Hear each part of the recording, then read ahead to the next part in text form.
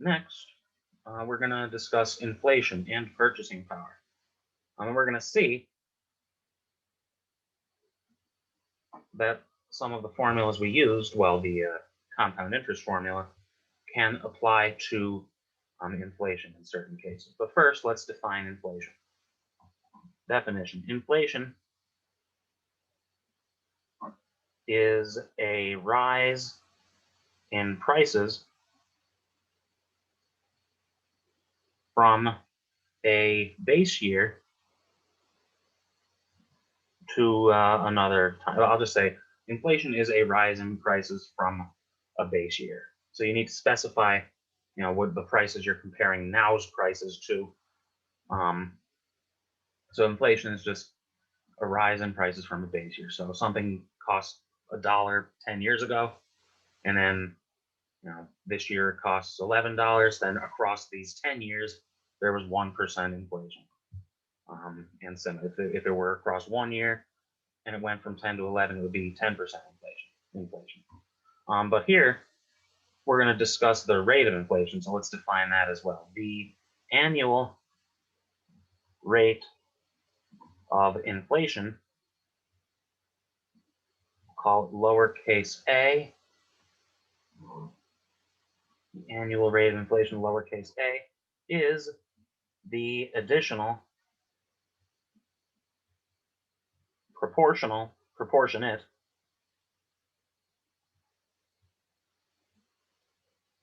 cost of goods 1 year later. So the annual rate of inflation, we will break it down to what happens in 1 year. And just with the annual rate of inflation, we're going to get 2 remarks here. So remark. First, well, I guess these are both technically theorems. I'll just call them remarks. Goods that cost, that's not how you spell cost at all. Cost $1 in the base year cost, well, given inflation in 1 year, inflation rate say is 2%. Well, in the next year, it's going to cost $1 too. So I'll say they cost 1 plus a dollars 1 year later. I could put 1 plus a in parentheses. So that's a useful observation. But a little more useful observation is that when inflation is constant across a time period, we can model inflation using our compound interest formula. So projecting prices can be modeled by our compound interest formula because, if something costs a certain amount and it gains 2% a year, well, that's the same as you make a deposit and it gains 2% a year. So let's record that as a remark as well. Remark: when inflation is constant, we can use the compound interest formula to project prices. Am I going to have room? Yeah, I guess I'll have room at the bottom here. A equals, so here we have our inflation rate as lowercase a. A is going to be the future amount. P is the initial amount, times 1 plus our rate A divided by compounding periods to the MT. But here with inflation, inflation is compounding on itself each year. So M would equal 1. It's set up to be 1 because it's an annual rate of inflation. And, it's not like inflation, well, we're not going to consider inflation broken down more than building on itself each year. So M is 1, and it gives us our inflation formula. So let's look at an example, which means we need to go to the next page. Okay. Example. So in there it said when inflation is constant, you could do something like, you have 2% inflation one year, 3% the next year. You could do that and then just, figure out what you need to for the first year, and then figure out what you need to for the second year, given the end of the first year.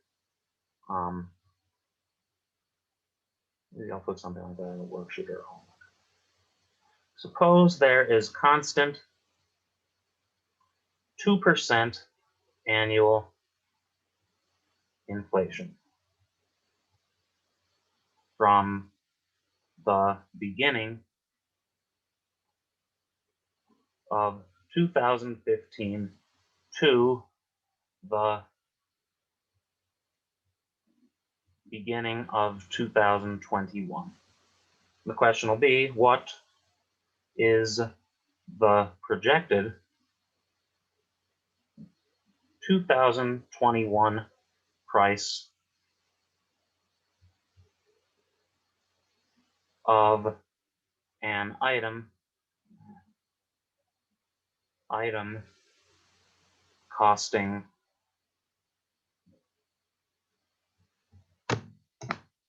$100 in 2015, $100 in 2015.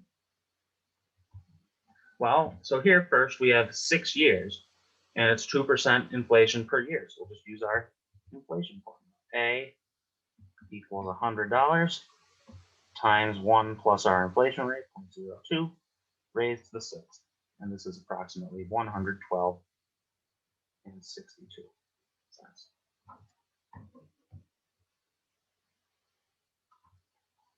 I drew my box over the one. That should be 112 and 62.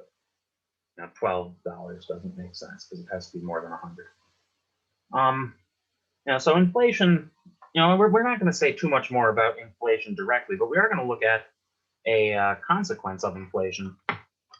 Inflation can be used to model, it can be used to describe the purchasing power of the dollar.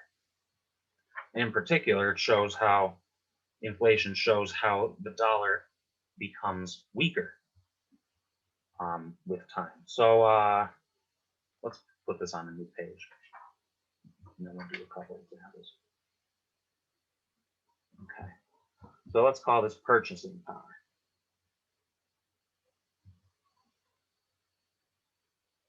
Purchasing power, let's define it first. Definition. The purchasing power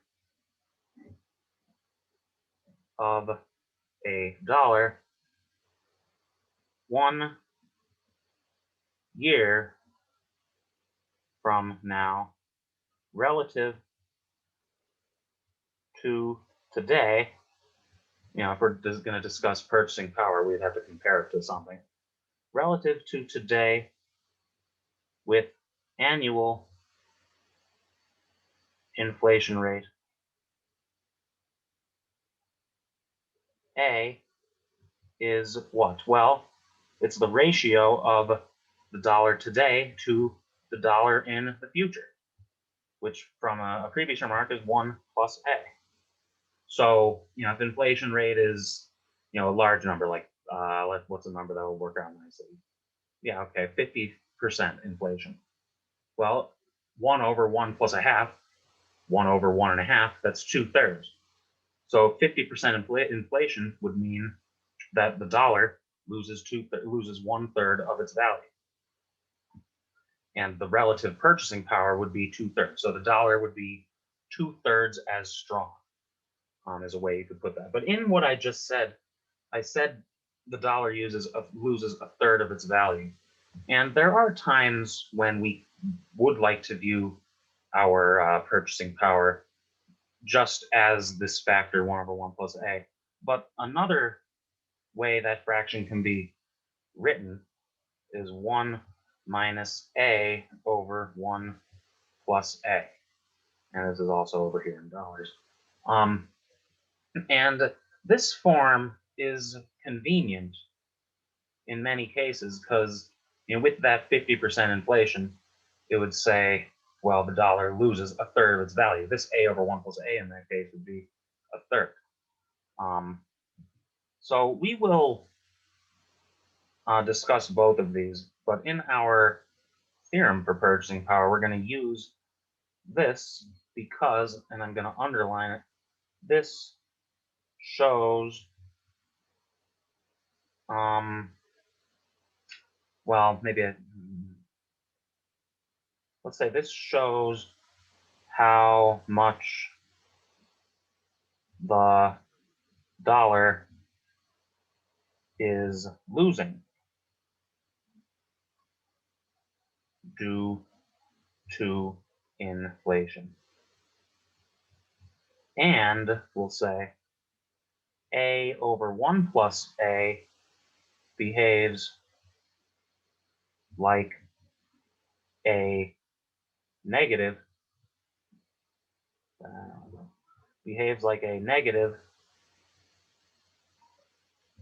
interest rate at which the dollar is losing its purchase power. So this shows how much the dollar is losing due to inflation, and that acts like a negative interest rate at which, I guess I'll write the rest of the sentence, at which the dollar is losing its purchasing power. And because of this, we can model again the purchasing power of a dollar using the compound interest formula. So let's go to a new page to do this, because I won't have room on that page. Now let's call this a theorem. The relative purchasing power of, that says power, that my hand slipped. That says power. Relative purchasing power of P dollars T years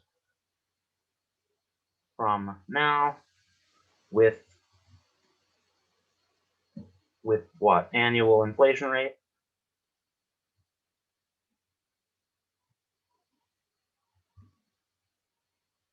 A is what? Well, we're going to model using the compound interest formula. So P times 1 minus 1 over 1 plus A raised to the, did I say compound? This is, well, yeah, okay. Well, I'll leave it at that. I mean, I guess maybe I shouldn't say the compound interest formula because we're not talking about compounding periods. In this case, it uses the compound interest formula with I, and I would be A over 1 plus A, because that would function as a periodic rate. And there's, again, the compounding periods would be 1 per year. But right here, we can figure out a few different things with this, and then we'll figure out, we'll make another remark on this in a moment, but let's look at 2 examples.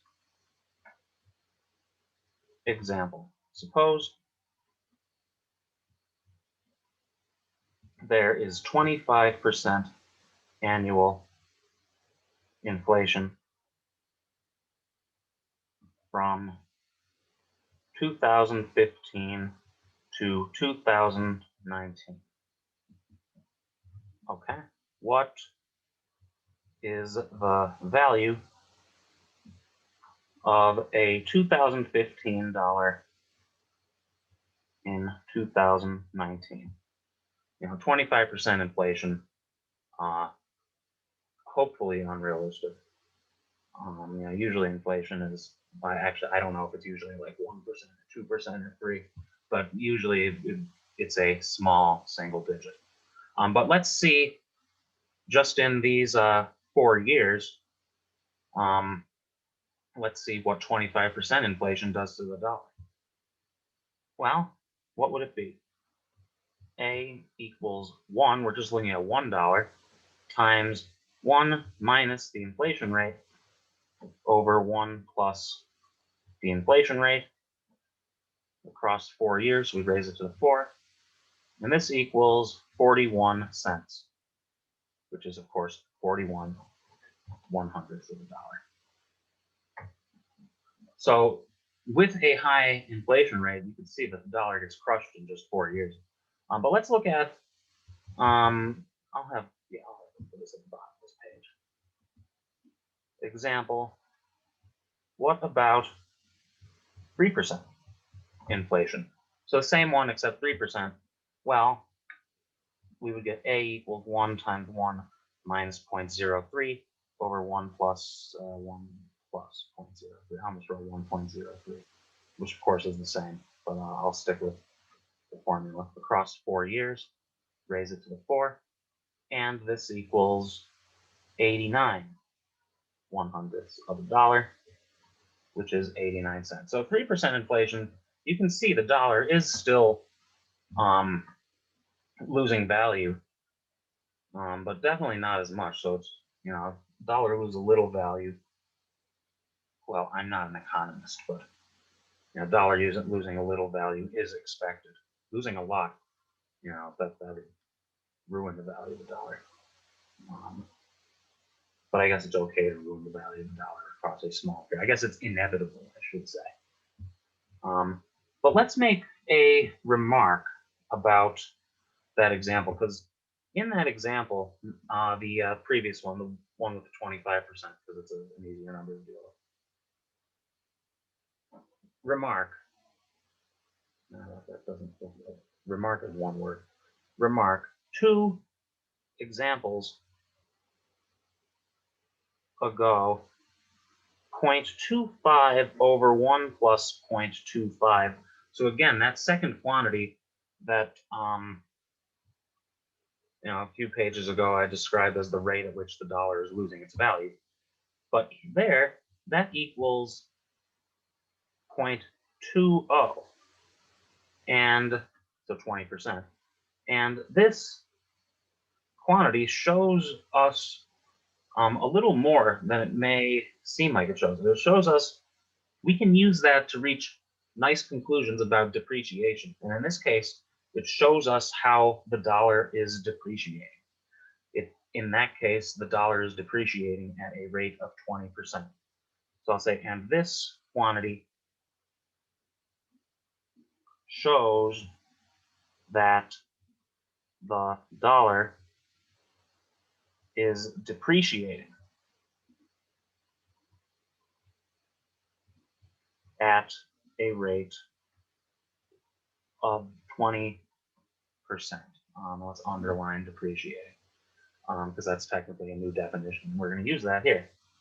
So our discussion of compound interest, our discussion of inflation, our discussion of purchasing power can be extended to a discussion on depreciation. So let's just look at this one example. You buy a car. You misspell car. I wrote CR and I wrote A over R. So it may not have looked like I misspelled, but I actually did. You buy a car. Oh, that's not the end of the sentence. In 2015 at $12,000. Lousy preposition. For $12,000. I already wrote that. And its value depreciates at a rate of 15% per year. I'll just put in parentheses, in current dollars. So here we're looking today, we're looking in the past. And the question is going to be asked about today's dollars as well. So we do need to specify that. Depreciates at a rate of 15% per year. What is its value in 2021 dollars? Well, we're just going to use our depreciation. I didn't write a depreciation formula because it's technically the same as our purchasing power formula, where we interpret that fraction as a depreciation rate. So here it's just A is the initial amount, 12,000 times 1 minus the depreciation rate, 15%, raised to the 6, and this is approximately equal to 4,525 and 79 cents.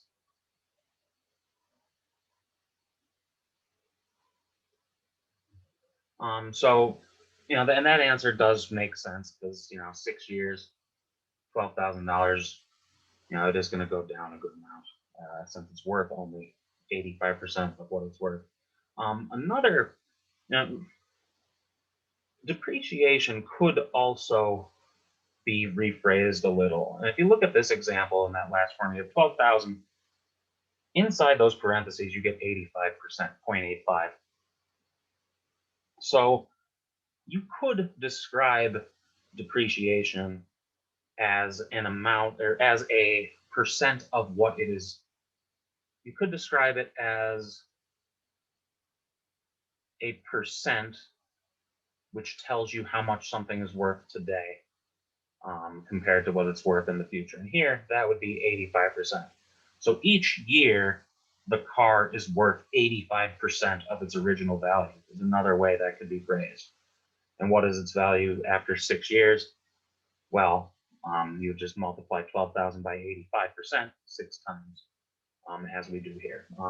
So either way you want to interpret that is okay.